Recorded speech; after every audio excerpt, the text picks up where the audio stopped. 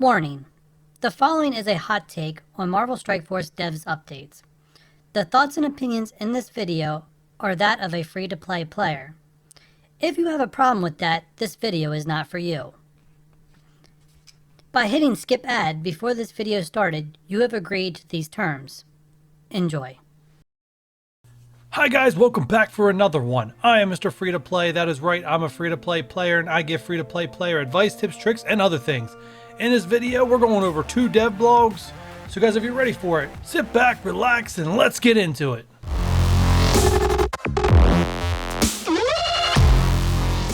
Alright, so the first one is the 4.1 release patch. So this was supposed to be my Thursday video, but I had to cancel it, scrap it, because of Domino's event giving us so little time to prepare that I had to rush that out, and I just canceled it because it made no sense, because I recorded the video before the update went live, and the idea was to come back after the update went live to check out some of the new features.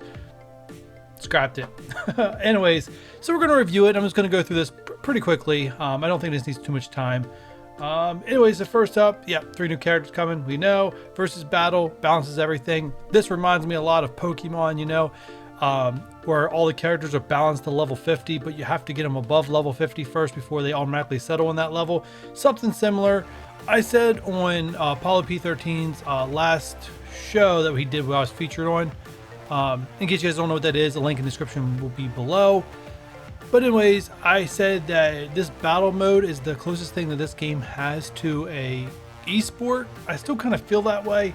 So having it where all things are even, but you have to build a character past a certain level, adds to that level of competition, where it doesn't matter when you start the game. It still matters because you can't pick up the game up today and compete at this level, but as you put in time and effort and get your characters past those levels, you know, you can compete with any of those characters that you do. So I do like them expanding upon this and making it different and more diverse. Alright, and so the next one is a new advanced option. So I'm going to jump in game to guys kind of show you guys what this one's all about. Alright, so with this option turned off, if you go to Alliance, you have to go to this loading screen to be able to get to your Alliance page. And then when we get here, we just go, you get your Alliance members and donations so you can check things out. Now, if you go into your settings and you turn on, go to your advanced settings.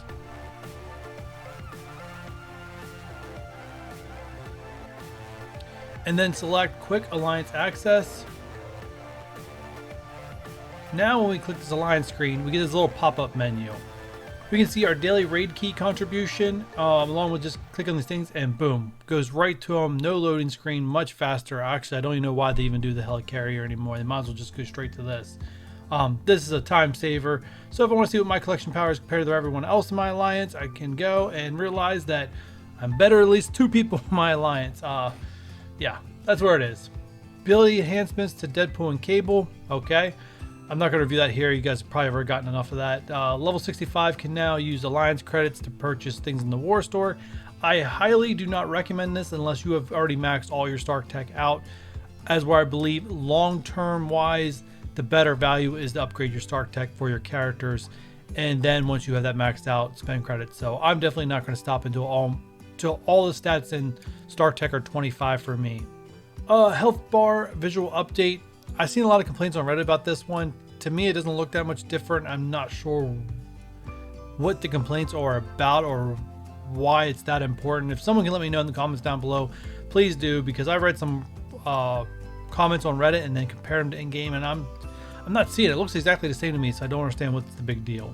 Visual update offers, tab description, see more details. I've been looking at this. I don't see that much difference, but okay. And then the lucky trait for Domino's campaign. All these bugs, I'm not going through them. I'm glad they're working on them. Glad they're fixing them. And then updated for Cable and Deadpool. I don't think you guys need me to review these or go over them, so let's just move on. Alright, and then the newest dev blog for this week is all together now. So let's go through this one. First off, all together now, going over the Unity orbs and how they're going to work. So basically, guys, if you did not check out my Monday's video where I basically called this one, I showed you guys this event, how it works in previous iterations. Now, I didn't go into full detail in those videos because I wasn't 100% sure in making that video. This is exactly what we're going to get, but it's exactly what we're getting. So you have characters in the game with the Unity trait, okay? And then you get points for blitzing. So you'll get 7, traditionally, this is traditionally, as I can't promise you this is what the points are gonna be, but traditionally, you get 7 points for every blitz win. But you get 31 points for every blitz win you have with a character with the Unity trait. So the milestone will go through and you'll allow you to collect Negasonic shards along with some other rewards they want to give you. And here they're telling you they're going to give us some gold and what are they going to give us? Gold? No, they want to say explosive, another explosive rewards. Another character with red stars like you guys did for Magneto. I love to see that. Anyways, yeah, so you go through and then once you open up her orbs, there's another milestone just for opening her orbs that will allow you to get more Negasonic along with some other rewards. And then they're also telling us there's going to be calendars. One calendar is already in play, which is the June calendar for American Chavez. And there's going to be a second calendar coming in that's going to give us advanced and superior basic catalyst. Both are a good thing to have as characters take a lot of those to level up. So before I move on, guys, I will be making a video sometime next week explaining to you, not really explaining to you, but giving you tips and tricks of how to collect these Unity rewards the fastest, quickest way, easiest way, less time invested kind of way. I haven't quite said the order I'm putting the video together, but it is going to have tips and tricks in there to make this super easy on you guys. Next up, raid season updates. This all sounds like a positive thing. There is one concern I have reading all this, which I'll get into it, but basically what it is that they're going to be adding new rankings, basically rankings that don't exist yet, breaking it down even further. For example, they're going to add a 4 through 100 place, so it's just not a 1 through 3.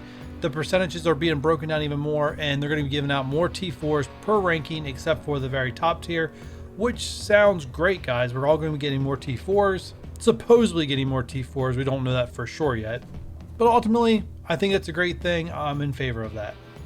Now, my one concern before moving on, it does sound like they are gearing us up. It sounds wrong using the word gearing, but giving us more T4s, giving us more control over red stars, giving us more red stars. It does sound like, in the rumor out there about the ISO 8, it does sound like it's coming in. It sounds like they want to help us achieve all these other things that have been bottlenecks for so long, preparing us for the new bottleneck of the game. It's going to help a lot of newer players get caught up as those things are easier to achieve, and that becomes a better catch-up mechanic because you're getting them faster and quicker than we got them when we first played through it. So yeah, it sounds like at this point ISO 8's coming, whether the community wants it or not. I'm gonna take the approach that I'm gonna be optimistic about it. I'm not trying to have a negative opinion of it until it's actually here.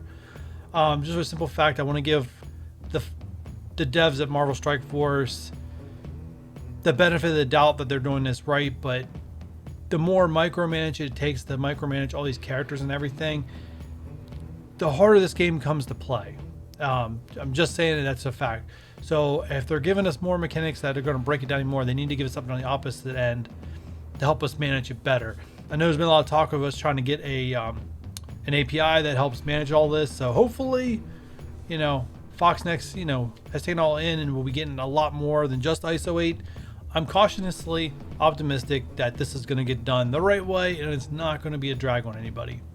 Next, legendary Star-Lord. My Star-Lord's already 7, but guys, this is, if you're a new player, if you're able to get him for the first time, congrats. He is definitely one of the best starting legendaries you can get. He can help you clear a lot of the early content, including Ultimus 6. Around Ultimus 7, he starts losing steam, but up until that point, he's a pretty good, useful character. Plus, you can put him with many different teams. He's kind of like a battery.